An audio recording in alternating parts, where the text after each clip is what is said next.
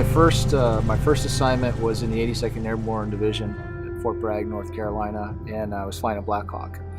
And then in 1991, I PCS'd to the 160th, which is a Special Operations Unit. I stayed there for about 6 years, and then I assessed for another unit, which was kind of R&D testing oriented, and spent the remainder of my time there where I flew helicopters and airplanes. So the decision to retire from the military was kind of a difficult one for me.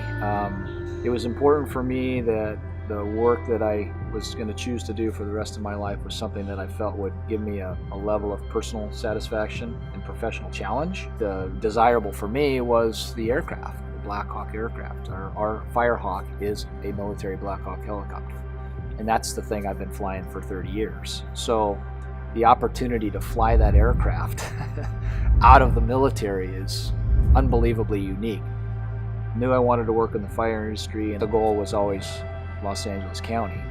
This job allows me to come and focus on work, and then it allows me to go home and spend time with my family.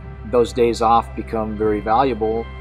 It's about as diverse a flying as you can ask for. The size and scope of the operation, the geographical environment, the environmental conditions that we work in, from the shorelines to Mount Baldy, from sea level to 10,000 feet, we go anywhere in the county. And we do that with 3 aircraft, 24 hours a day.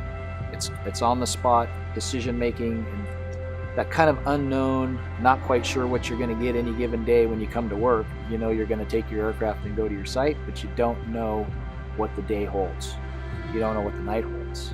And those aircraft are capable of doing essentially the entire spectrum of the EMS, the fire, and the rescue mission set. I mean, that's as good as it gets. It's as close to military tactical flying as you could ask for. That's what I like about it the most, the dynamics of it, how unpredictable it is.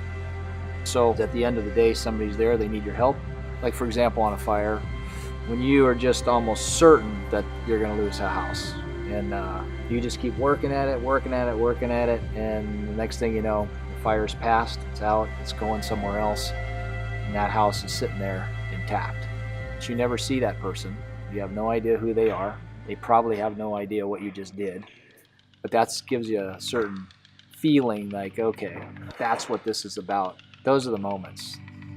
We're looking for folks that are at a skill level that are almost ready to roll. We don't have training aircraft, so it requires a certain kind of person to fit in a fast, dynamic environment that is going to challenge the best pilots out there, bar none. I can tell you that without question.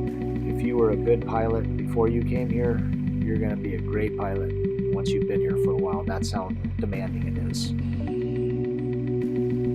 I am Mike Sagely, Los Angeles County Fire Department Air Operations Section Senior Pilot.